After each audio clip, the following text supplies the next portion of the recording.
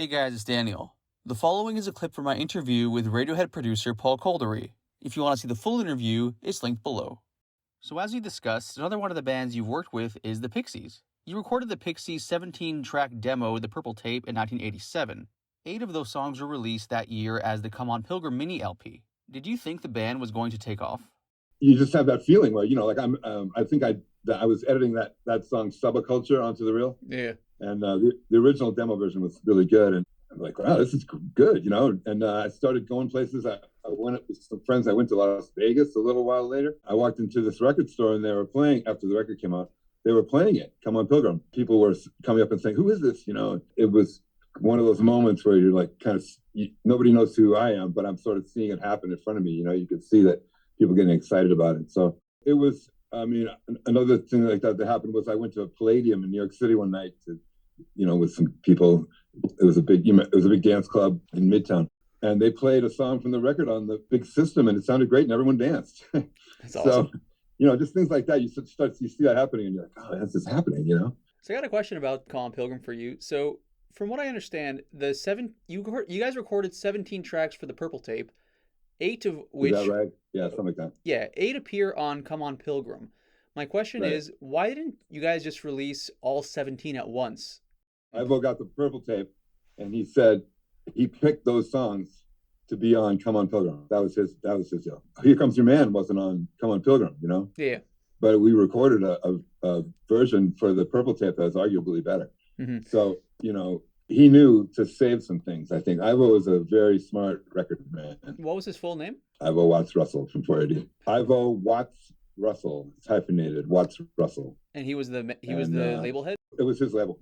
I mean, it was beyond, like, he wasn't running the label for someone else. He was the label. Real example of a label, a classic, like, indie label, where the people that ran it, they did what they wanted to do, and they were successful at it because they had good taste. The Pixies' self-titled EP from 2002, it's essentially the Purple Tape. All 17 songs that you guys did for the Purple Tape. Yeah, it was re-released. Yeah. So are those the original recordings, or were they redone? No, they weren't redone. The Purple Tape was not officially released, I don't think. I think it was like it was a demo. It was a tape that was sort of circulated around. So on Come On Pilgrim, are those the original Purple Tape recordings, or did you guys re-record those for that mini LP? There was only one session. And what came out of that were, quarter-inch masters, and those were used to make the cassette, and then they were used to make the record. And probably used again to make the 2002 record, So your session with the Pixies, was that their first professional recording session? Not quite. They had some kind of demo early on that I couldn't tell you much about. I wasn't involved. Then I think at one point, Gary and Joe Harvard, the guy who was one of the other partners at Fort Apache, they kind of came over after a gig and did a 2-track, kind of live to 2-track thing in the middle of the night, just to kind of get a vibe of the studio. Like, I think the Pixies maybe said, well, what's your studio like? We want to see it. So they went over there and they did a kind of an impromptu 2-track recording, which Gary probably has. I don't know what's on it. I wasn't the engineer. I don't know. But then Gary made a deal to record, made a deal with them to record the demo. And we had a staff meeting, and Gary said, well, I need to record this band. We don't have very much money, but I predict that you'll become famous if you record this. Really? And I said, I'll do it. I think I got $200, and Gary gave me a little portable CD player, a Sony CD player, which was actually kind of a cool thing at the time. That is awesome. 1987. Man. Down the line, it did pay off. He was right. That is awesome. So the studio you recorded Come On Pilgrim at was Fort Apache, Gary Smith's studio in Boston. From what I understand, wasn't Surfer Rosa initially going to be recorded there as well? Albini was going to come to Fort Apache and do it. And he called me, and we had a long conversation about what gear we had, and do we have this and that, and how did I like to do this and that. But then there was a falling out between managers, and they went to a different studio, which was nearby in Boston. Friends of mine owned it. I got in trouble because when they couldn't do it at Fort Apache anymore, Albini called me and he said, where should we do it? And I said, do it at this other place. And they did. And I got in trouble for that. I went to a party when they finished the record. I went to a sort of a playback party that they had at the studio.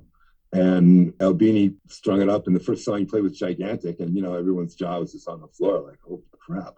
What the hell is that? That's cool. You've worked with not just the Pixies and Radiohead, but like you work with Hole, you work with a whole bunch of, you work with Warren Zevon. When you work with these artists and then you see them take off, how does that feel for you as the person that helped put the music together? That's why I do it. Being a record producer can be a very satisfying job because if you can help somebody pull it all together and make something important that it becomes part of culture, that's a great feeling. It's very fulfilling, you know? So how do I feel about it? Great. I'm psyched. And, sometimes it takes a while. Sometimes something is successful at first and doesn't last. Sometimes something is unsuccessful at first, but ends up being successful later and later, like with Creep there, it was successful at first. And then it was so successful that people started to backlash against it and say like, oh no, don't play that, But now 30 years later, it's just a staple.